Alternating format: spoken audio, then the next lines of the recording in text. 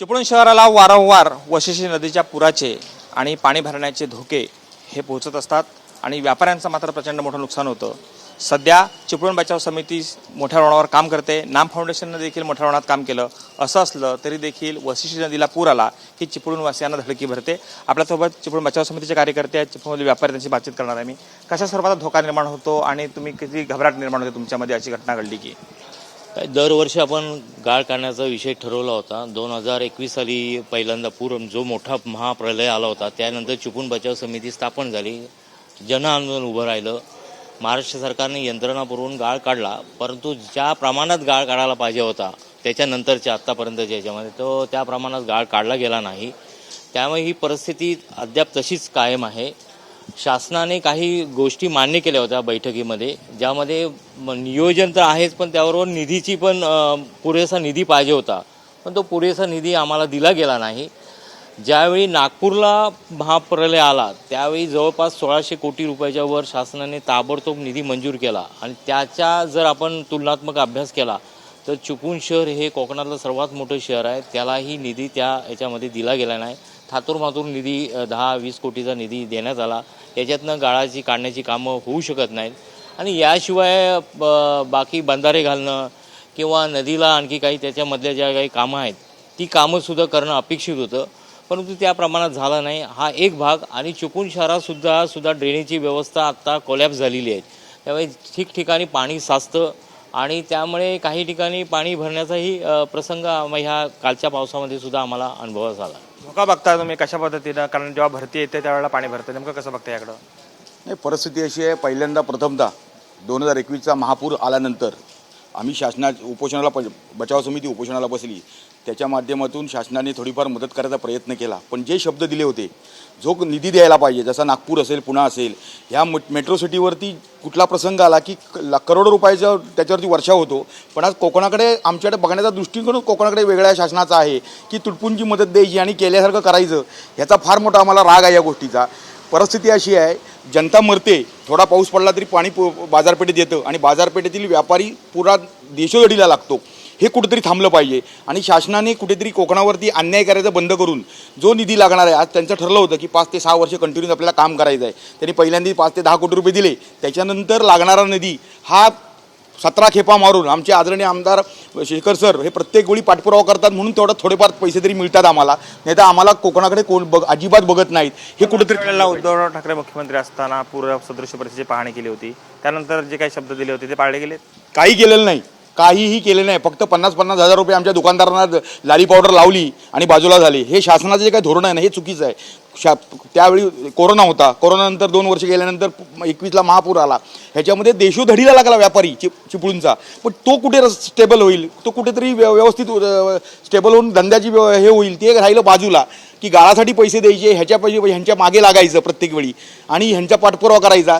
हे आता फार अडचणीचे विषय झालेले आहेत। आता आम्ही कंटाळलो या सगळ्या गोष्टीला, कुठेतरी बघण्याचा दृष्टिकोन त्यांनी बदलावा कोकणासाठी, ही आमची ठाम भूमिका आहे। गाळ काढण्याचं काम झालं, नाम फाउंडेशननं मदत केली, तरी देखील पुराची परिस्थिती निर्माण होऊ शकते, अशी परिस्थिती आहे सध्या। नाही, मुळात असं आहे की बघा, पूर बऱ्याच ठिकाणी येत असतो, जसं सांगली कोल्हापूरला येतोय, जसं नागपूरला येतोय किंवा अन्य मोठा नदीला येत होता। मुळात आमचा चिपळूणचा वाशिष्ठी नदीचा रिव्हर डेव्हलपमेंट प्लॅन, नदीचा जो DPR तयार व्हायला पाहिजे तो गेल्या 3 वर्षात झालेलाच नाही। मला सांगा, DPR तयार नसेल तर शासन निधी देणार कसं आम्हाला? तेव्हा शासनाची जर खरोखरच आम्हाला काही द्यायची इच्छा असेल तर आम्हाला या नदीचा DPR तयार केला पाहिजे आणि त्यातून फार खर्च येणार नाही आहे, किरकोळ खर्चात हे आमचं पूरमुक्ती आम्ही होऊ शकतो।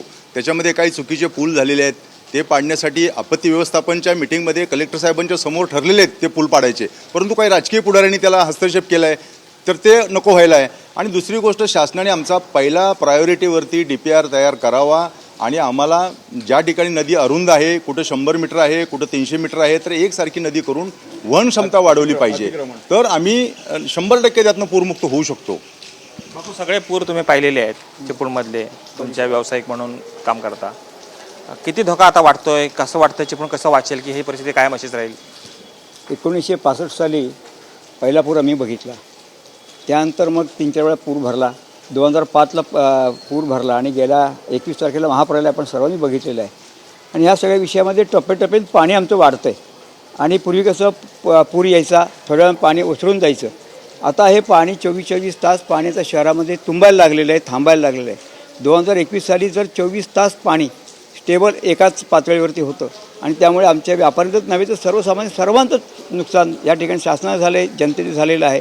आणि त्यानंतर काही धडा घेऊन आम्ही काहीतरी इथे काम करायला पाहिजे होतं, परंतु शासन असेल किंवा अन्य काही मंडळी असतील त्या फार काय मोठं काय कोकणाकडे त्यांचं लक्षण आहे असे दिसत नाही. 2300 कोटी रुपयाचा आपत्तीचा त्यांनी आराखडा केला असं म्हणतात, पण त्यातले आमच्याकडे आले किती 10 ते 12 कोटी फक्त रुपये. ते गेले 3 वर्षात आम्ही आंदोलन जेव्हा एक महिना इथे केलं चिपळूण बचाव समितीच्या तर्फे, त्यावेळेला हे 10-12 कोटी आज चिपळूणला दिसत आहेत आणि काही प्रमाणात गाळ काढला गेला.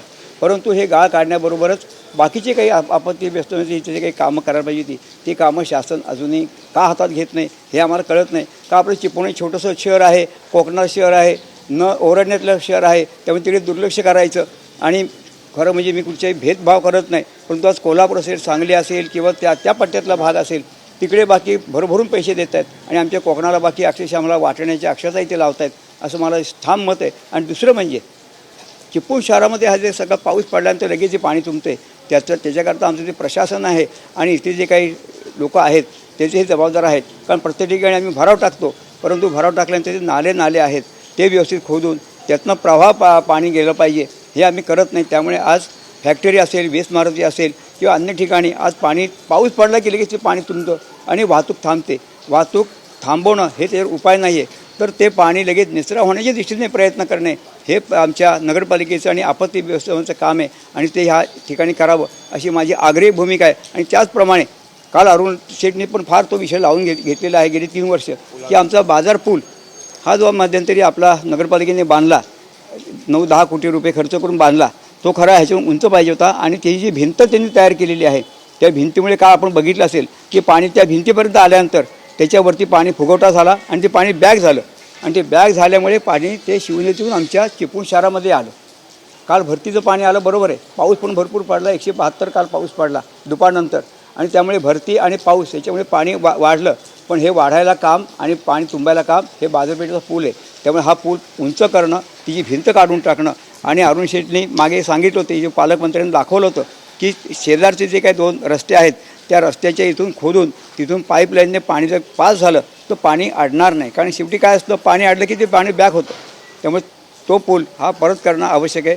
बाजूशिकचा जुना पूल आहे हा पाडल्याशिवाय तिथलं तिथलं ते म्हटलं बेट काढल्याशिवाय हे पाणी थांबणार नाही, हे पाणी पटकन खाली जाईल. पूर आला होता मागच्या वेळेला आणि नुकसान व्यापाऱ्याचं झालं. खरंच ते भरून निघाले आतापर्यंत किती वर्षाचा हा गॅप असतो, साधारण किती वेळ लागला? 3 वर्ष जरी झाली असली पूर आलेला तर आता आम्ही किमान एकदा पूर येतो 2021 सारखा ते आम्ही 10 वर्ष पाठीमागे जातो.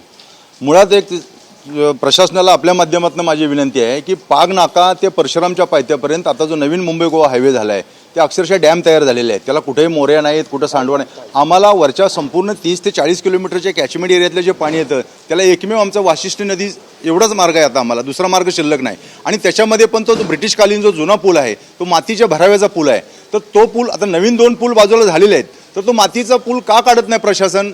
कलेक्टर साहेबांनी त्याचं टेंडर काढले आहेत, 1,23 लाखाचं टेंडर झाले तरी 2 वर्ष ते टेंडर झुळकात पडलेलं आहे. मग चिपळूणकरांना बुडवण्यासाठी तो आणि नाईक कंपनी समोरचा पूल हे 2 पूल आम्हाला कारणीभूत आहेत. नाईक कंपनी पूल हा आमची इशारा पातळी 5 मीटर आहे, धोका पातळी 7 मीटर आहे आणि तो पूल बांधला 3.30 मीटरवर. आज मला सांगा 3.30 मीटरला पाणी टेकल्यानंतर पाणी संपूर्ण अडतं आणि मग ज्यावेळी 4-4:30 गेले की मग पाणी शहरात घुसायला सुरुवात होती. तर किमान पूल ते धोका पातळीच्या वरती असले पाहिजेत. आणि जर नागपूरसारख्या ठिकाणी आमचे आदरणीय गडकरी साहेबांनी पिलर अडतात म्हणून ते पिलर काढा पुलाचे हे आदेश देतात आणि आमच्या इथं पूलच अडतोय, त्या पुलाची साईज तुम्हाला भिंतीची साईज 7.5 फूट बाय 300 फूट आहे. एवढीच पाणी ते अडवते भिंत. व्हिडिओ जर्नालिस्ट नेगेसह कृष्णकांत सागावकर, TV9 मराठी, चिपळूण, रत्नागिरी.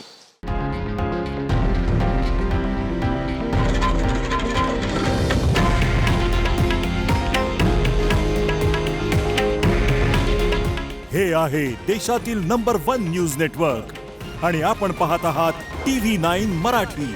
काळजी तुमची, हित महाराष्ट्राचं.